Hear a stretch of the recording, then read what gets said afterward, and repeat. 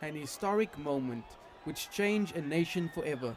These are just some of the images captured by veteran South African news journalist Craig Matthew at the height of the country's political transition. After spending 27 years in jail, Mr Mandela's release from prison was captured for the first time by news media outlets from around the world, an event which would prove a catalyst in forging the way forward to a new democratic South Africa. It is these very images that grasped the world attention to the arrival of Mr Mandela on the international stage, an event which caught most by surprise, including Mr Mandela himself. So it was a very chaotic day.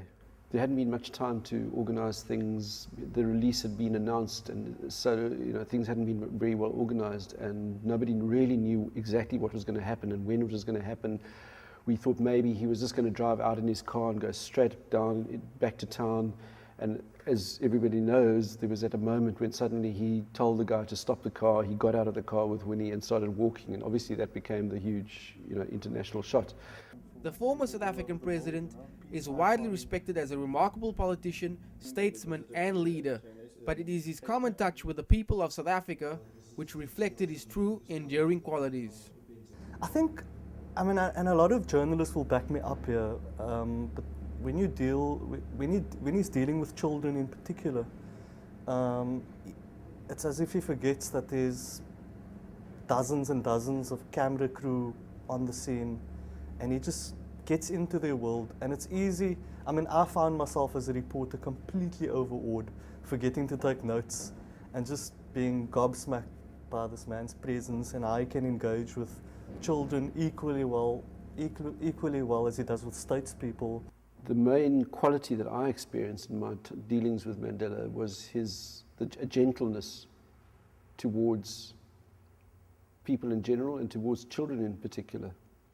And I know those are the kinds of things you notice. It's all very well listening to the political rhetoric and the statements and the politics around it. But I think the real moments are in those human interactions.